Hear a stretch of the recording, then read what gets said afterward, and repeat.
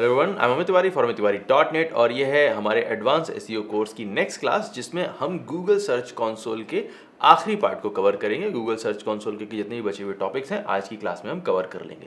इसके अलावा Google search console की एक एडवांस क्लास होगी जिसे कुछ टाइम के बाद किया जाएगा। अभी ऐसे बहुत सारे टॉपिक्स हैं जिनको गूगल सर्च कंसोल में हमें छोड़ना पड़ेगा, जैसे स्कीमा डेटा रिलेटेड जितने भी टॉपिक्स हैं उनको अभी हम नहीं कवर कर पाएंगे बिकॉज पहले हमें स्कीमा डेटा पढ़ना पड़ेगा। सो कुछ क्लासेस के बाद मे बी 1 महीने के बाद हम गूगल सर्च कंसोल की एक और एडवांस क्लास लेंगे। बट अभी के लिए बिगिनर यूज़ के लिए, बिगिनर टू इंटरमीडिएट यूज़ के लिए गूगल सर्च कंसोल आज की क्लास के बाद खत्म हो जाएगा। गूगल सर्च कंसोल के बाद इस कोर्स में अगला टॉपिक जो हम कवर करेंगे वो होगा वेबसाइट को बनाना। इसमें डोमेन को परचेज करना, डोमेन को होस्टिंग के साथ में कनेक्ट करना, होस्टिंग को परचेज करके सेटअप करना, उसमें अलग अलग प्लेटफॉर्म्स यानी कि वर्डप्रेस या फिर हमारी शॉपिफाई की वेबसाइट होती है, विक्स की वेबसाइट होती है, जितनी भी तरह की अलग अलग वेबसाइट्स कॉमन तरीके से बनाई जा सकती हैं उन सब वेबसाइट्स को बनाना, उसमें अलग अलग फाइल्स को अपलोड करना, किस तरीके से आप अपने होस्टिंग अकाउंट को ऑप्टिमाइज कर सकते हैं अच्छी परफॉर्मेंस के लिए, सिक्योरिटी के कुछ जो अरेंजमेंट्स होते हैं, इन सभी के बारे में बात करेंगे हम अगली आने वाली 1-2 क्लासेस में। सो अब चलते हैं और शुरू करते हैं आज की क्लास को, लेकिन उससे पहले एक जेनेरिक रिमाइंडर कि अगर अभी तक आपने हमारी कोई भी क्लास इस कोर्स के अंदर की मिस कर दी है तो इस वीडियो को पॉज करें, पहले उन क्लासेस को फिनिश करें एंड देन इसके बाद इस क्लास को अटेंड करें ताकि आपको इस कोर्स का पूरा फायदा मिल सके और अपने क्वेश्चंस को, डाउट्स को नोट करते जाएं ताकि आप संडे को लाइव सेशन में मुझसे पूछ सकें। अब चलते हैं कंप्यूटर स्क्रीन पर और आज की क्लास को शुरू करते हैं।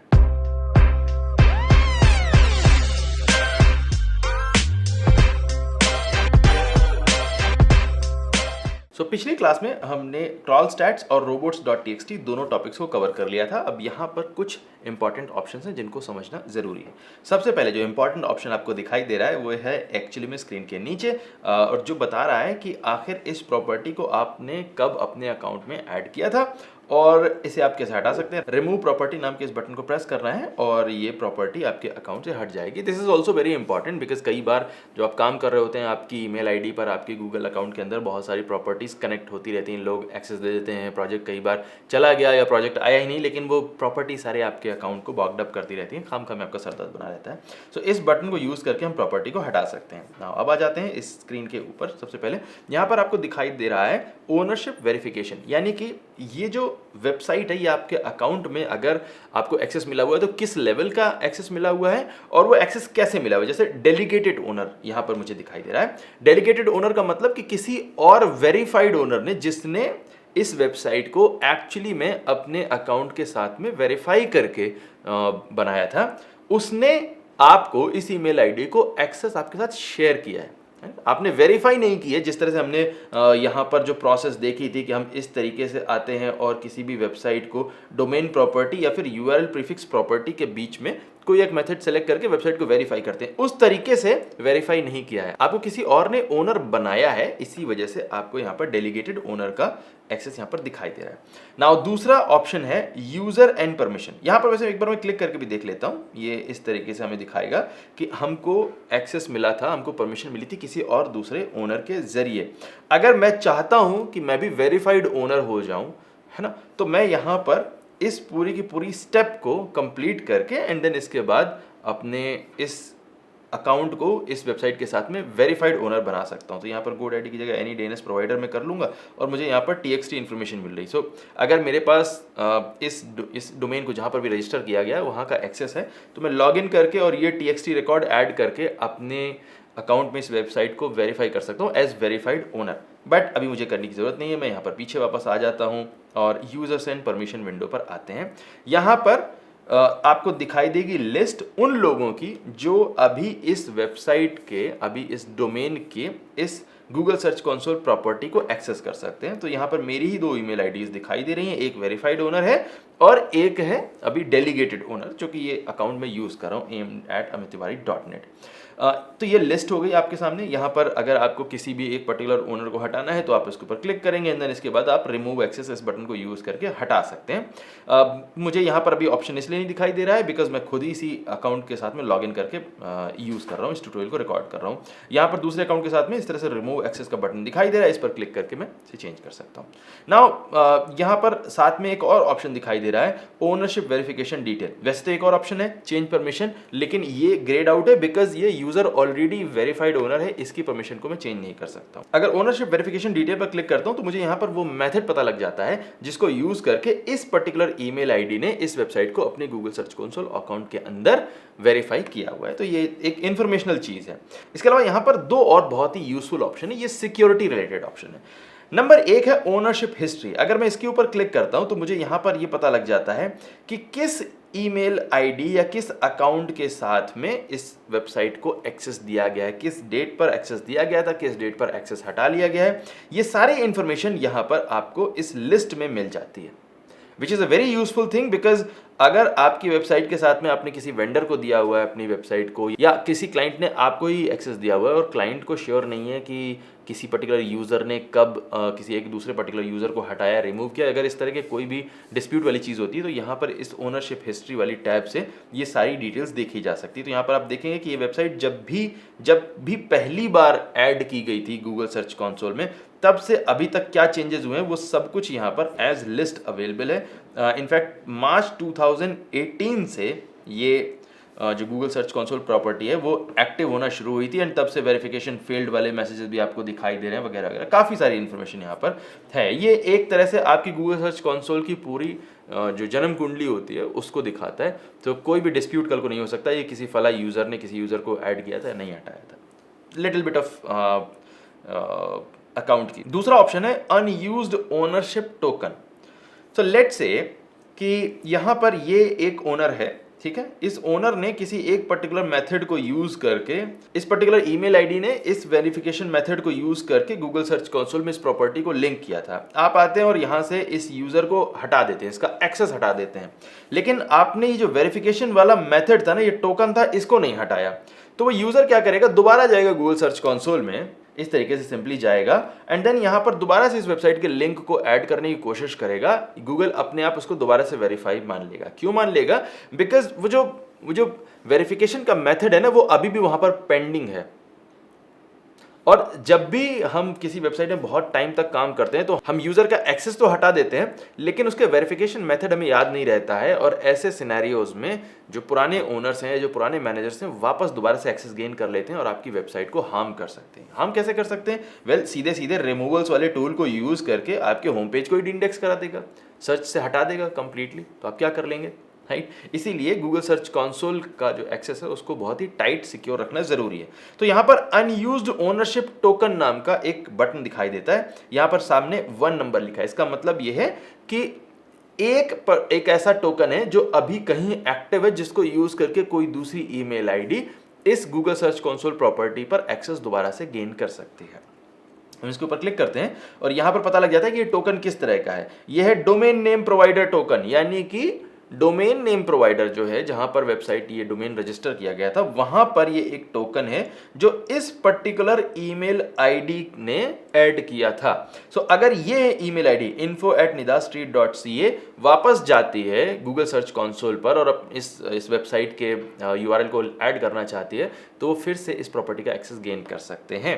तो इसे हटाने का तरीका क्या है? ऐसा नहीं कि आपको डोमेन नेम रजिस्ट्रार अकाउंट में जाना पड़ेगा एंड देन वहां पर जाने के बाद आपको वहां से हटाना होगा। नहीं, ये सब करने की जरूरत नहीं है। आप सिर्फ यहां पर सीधे रिमूव बटन के ऊपर क्लिक करें। रिमूव बटन के ऊपर जैसे ही आप क्लिक करेंगे तो गूगल ऑटोमेटिकली इस पर्टिकुलर टोकन को, ये जो कोड है, इस कोड को आपकी वेबसाइट से पर्ज कर देगा, हटा देगा। अब ये कोड वहां पर हो सकता है पड़ा रहे डोमेन नेम के रिकॉर्ड्स में, लेकिन वो इस वेबसाइट के वेरिफिकेशन में यूज नहीं किया जा सकता है। सो यहां पर आपको अपनी वेबसाइट पर जाकर देखना है कि आपके पास कितने अनयूज्ड टोकन हैं और जाकर सबको रिमूव बटन पे क्लिक कर देना। वेबसाइट का जो सर्च कंसोल है वो सिक्योर हो जाएगा। सर्च कंसोल सिर्फ इंफॉर्मेशन देखने का जरिया नहीं है, सर्च कंसोल आपकी वेबसाइट की इंडेक्सिंग को गड़बड़ भी कर सकता है। आप सिंपली यहाँ से साइट मैप के यूआरएल्स को हटा सकते हैं जो रैंकिंग को अफेक्ट करेगा।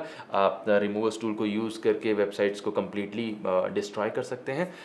इसीलिए इस अनयूज टोकन वाली इंफॉर्मेशन को देखना, वेरीफाई करना एंड देन जितने भी अनयूज यूज़र हैं, जितने भी अनयूज टोकन है, सभी को हटा देना बहुत ज़रूरी है। चाहे आपके जितने अच्छे टर्म्स पर वेंडर या क्लाइंट हटे हों, लेकिन क्लाइंट्स को हमेशा वेंडर्स की ईमेल आईडीज़ को यहाँ से एक्सेस से हटा देना चाहिए, उनके टोकन्स को हटा देना चाहिए, और वेंडर्स को भी क्लाइंट की वेबसाइट्स को अपने सर्च कंसोल से रिमूव कर देना चाहिए। क्या ही फ़ायदा इतनी भीड़ इकट्ठा करके। ऑल्दो हम सबको पता है कि एसईओज जो हैं वो उन पुरानी वेबसाइट्स को अपने पास बना के रखते हैं ताकि हम बाद में देख सकें कि देखो हमारे पास से जाने के बाद वेबसाइट की प्रोग्रेस हो रही है या एक्चुअली में डिक्रीज़ हो रहा है, थोड़ा सेटिस्फैक्शन मिलता है उसको नीचे जाता हुआ देख के, गिल्टी प्लेजर हम सबके। खैर, ये दो ऑप्शन हो गए। इसके बाद तीसरा ऑप्शन आता है ऐड यूजर, यानी कि आप किसी नए यूजर को गूगल सर्च कंसोल प्रॉपर्टी का एक्सेस शेयर करें तो कैसे करें। यहाँ पर ऐड यूजर बटन के ऊपर क्लिक करते हैं एंड देन इसके बाद यहाँ पर हमें ईमेल आईडी ऐड करनी पड़ेगी, let's say students@amittiwari.net and then इसके बाद यहाँ पर परमिशन में फुल ओनर रिस्ट्रिक्टेड आप देख सकते हैं। रिस्ट्रिक्टेड का मतलब ये है कि थोड़ी बहुत इन्फॉर्मेशन देख सकता है, फुल का मतलब ये है कि वो सारी इन्फॉर्मेशन को देख सकता है, और ओनर का मतलब होता है कि वो दूसरे मैनेजर्स को, दूसरे इन फुल या रिस्ट्रिक्टेड मेंबर्स को ऐड कर सकता है। तीन है। रिस्ट्रिक्टेड और फुल के बीच में क्या डिफरेंस है मैंने आज तक कभी नोटिस नहीं किया है। Restricted I don't know, and इस ट्यूटोरियल के सेक के लिए मैं जाकर देखूंगा भी नहीं। बेसिकली फुल एक्सेस ही हम हमेशा शेयर करते हैं, हमेशा मांगते हैं। ओनर एक्सेस कुछ कुछ लोग नहीं देते हैं, अगर नहीं दिया तो भी चलेगा। फुल में आपको सारी इन्फॉर्मेशन मिल जाती है, सिर्फ आप यूजर नहीं ऐड कर सकते हो। सो अगर आपको परमिशन लेनी है या आपको किसी और को प्रोवाइड करनी है तो आप फुल एक्सेस लेवल लें, मिनिमम से मिनिमम। रिस्ट्रिक्टेड मतलब क्या फ़ायदा है। वैसे यहाँ पर कई सारी अलग अलग एजेंसीज हैं जो अलग अलग प्रोसेस को यूज़ करती हैं। कई सारे लोग वेंडर की ईमेल आईडी लेंगे और उस पर एक्सेस प्रोवाइड करेंगे। कई सारी कंपनीज ऐसी भी हैं कि अपनी ही एक ईमेल आईडी एनालिटिक्स या मॉनिटर या स्टेटस या प्रोजेक्ट समथिंग करके एक ईमेल आईडी बना लेते हैं, उस पर एक्सेस शेयर करते हैं, देन इसके बाद उस ईमेल आईडी का एक्सेस वेंडर को प्रोवाइड करते हैं। तो ये सब अपने अपने तरीके हैं। यहाँ पर हम इसको हटा लेते हैं एंड देन इसके बाद हम वापस आते हैं सेटिंग्स वाले सेक्शन में, और यहाँ पर यूज़र एंड परमिशन हमारा कंप्लीट हो चुका है। इसके बाद आता है एसोसिएशन। एसोसिएशन बेसिकली आपको बताता है कि इस सर्च कंसोल प्रॉपर्टी का अलग अलग दूसरी गूगल की प्रॉपर्टीज के साथ में एसोसिएशन है या नहीं है। तो जैसे इस गूगल सर्च कंसोल प्रॉपर्टी को एक यूट्यूब चैनल और गूगल एनालिटिक्स के साथ में कनेक्ट किया गया है। यहां से आपको कनेक्ट करने का ऑप्शन नहीं मिलेगा, आपको सिर्फ एक्सेप्ट करना होता है। गूगल सर्च कंसोल किसी दूसरी प्रॉपर्टी को कनेक्ट नहीं करता है, लेकिन दूसरी properties Google search console property को कनेक्ट कर सकती हैं। जब भी आपके पास ऐसी कोई रिक्वेस्ट आएगी यहां पर आपको दिखाई देगा, आपको एक्सेप्ट करना होगा। नाउ अब अगर आप पूछ रहे हो कि कैसे दूसरी प्रॉपर्टीज से एक्सेस यहाँ पर लिया जाए, तो जब हम उन टूल्स पर आएंगे तब देखेंगे। जब हम गूगल एनालिटिक्स की क्लास लेंगे तो वहाँ पर देखेंगे कि आखिर कैसे आप गूगल एनालिटिक्स से गूगल सर्च कंसोल की प्रॉपर्टी को कनेक्ट कर सकते हैं। ठीक है, तो अभी ये काम का नहीं है हमारे यहाँ पर, अभी स्कोप से बाहर है आज की क्लास से। तीसरा ऑप्शन जो आता है यहाँ पर वो है change of address. Change of address का मतलब ये है कि जब आप किसी वेबसाइट को एक डोमेन से दूसरे डोमेन पर मूव कर रहे हो तब आप गूगल को इन्फॉर्म कर सकते हैं कि देखो हमारी वेबसाइट जो है वो इस डोमेन से दूसरे डोमेन पर मूव हो रही है, हमारा ट्रैफिक यहाँ का वहाँ भेज दो। आप बिना गूगल को बताए भी कर सकते हैं ये चीज़, लेकिन बता देने से फ़ायदा ये रहता है कि गूगल अभी तक जो आपके पुराने डोमेन को जितना भी ट्रैफिक दे रहा था उसको जितनी रैंक दे रहा था आपके कीवर्ड्स के लिए, आपके टारगेट ऑडियंस के लिए, वो आपकी नई वेबसाइट को भी देना पड़ेगा। नई वेबसाइट को एक जंप स्टार्ट मिल जाएगा, उसको ग्राउंड जीरो से शुरू नहीं करना पड़ेगा। ओके, नाउ यहाँ पर आपको दो स्टेप दिखाई दे रहे हैं, सेटअप और अपडेट गूगल। ठीक है, सो अब सबसे पहले फर्स्ट स्टेप जो सेटअप है उसको मैं एक्सप्लेन कर देता हूँ, कैसे आपको अपनी नई वेबसाइट को प्रिपेयर करना है ताकि आप इस चेंज ऑफ एड्रेस वाले ऑप्शन को एक्चुअली में यूज़ कर सकें। लेट्स से आपकी एक वेबसाइट है जिस वेबसाइट का नाम है old.com।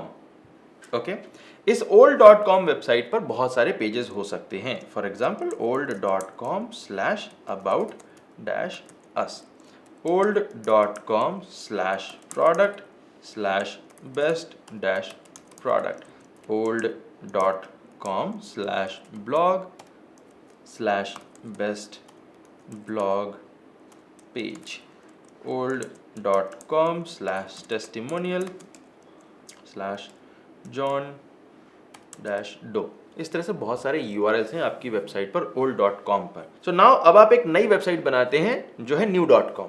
अब बिकॉज आप गूगल सर्च कंसोल पर ट्रांसफर कर, चेंज ऑफ एड्रेस कर रहे हैं, आप चेंज ऑफ वेबसाइट नहीं कर रहे हैं, आप चेंज ऑफ कंटेंट नहीं कर रहे हैं। अगर आप कंटेंट भी चेंज कर रहे हैं, डिजाइन भी चेंज कर रहे हैं, सब कुछ चेंज कर, फिर गूगल सर्च कंसोल पर इस प्रोसेस को नहीं किया जा सकता है। ये तभी पॉसिबल है जब आप वेबसाइट का सिर्फ डोमेन चेंज कर रहे हैं। ओके, डिज़ाइन चेंज कर सकते हैं, डिज़ाइन चेंज करने की कोई प्रॉब्लम नहीं, लेकिन कंटेंट सेम रहना चाहिए, स्ट्रक्चर सेम रहना चाहिए। तो जैसे हमारी जो अभी टेस्ट वेबसाइट है, इसका जो यूआरएल है वो है nidastreet.ca। कल को लेट से ये इंटरनेशनल जाना चाहते हैं, अपना डोमेन बनाना चाहते हैं nidastreet.com, तो इस तरह के केस में इस प्रोसेस को यूज़ किया जा सकता है। सो अब इस new.com पर आपको सारे पेजेस बनाने होंगे और सबका जो यूआरएल स्ट्रक्चर है वो सेम होना चाहिए, यानी कि new.com/about-us पेज होगा, new.com/product/best-product पेज होगा, new.com/blog/best-blog-पेज भी एक पेज होगा, एंड new.com/testimonial/john-doe भी एक पेज होगा। ओके, सो अब ये दोनों वेबसाइट एक जैसी हैं, एक पुरानी है एक नई है, लेकिन दोनों में जो यूआरएल का स्ट्रक्चर है वो सेम है। अब ये दोनों वेबसाइट्स आपस में स्विच की जा सकती हैं। सो जब ये वेबसाइट आपस में स्विच करने के लिए आप रेडी कर लें, दोनों का यूआरएल स्ट्रक्चर आपका सेम है, तो आपको एक पूरा डोमेन वाइड एक लगाना होगा रीडायरेक्ट, यानी कि जब भी कोई old.com के किसी भी पेज को विजिट करना चाहता है तो वो new.com पर भेज दिया जाए 301 रीडायरेक्ट के साथ में। अगर कोई old.com/aboutus को विजिट करता है तो ब्राउजर उसे ऑटोमेटिकली new.com/aboutus पर भेज दे। अगर कोई old.com/testimonial/johndoe को विजिट करना चाहता है तो new.com/testimonial/johndoe पर भेज दे। इस तरह का पूरी साइट पर एक रीडायरेक्ट सेट होना चाहिए। इस तरह के रीडायरेक्ट को सेट करने का तरीका बहुत ही आसान है, htaccess फाइल से हो जाता है, हमें अगली क्लास में ये पढ़ने को मिलेगा, तो घबराने की जरूरत नहीं है।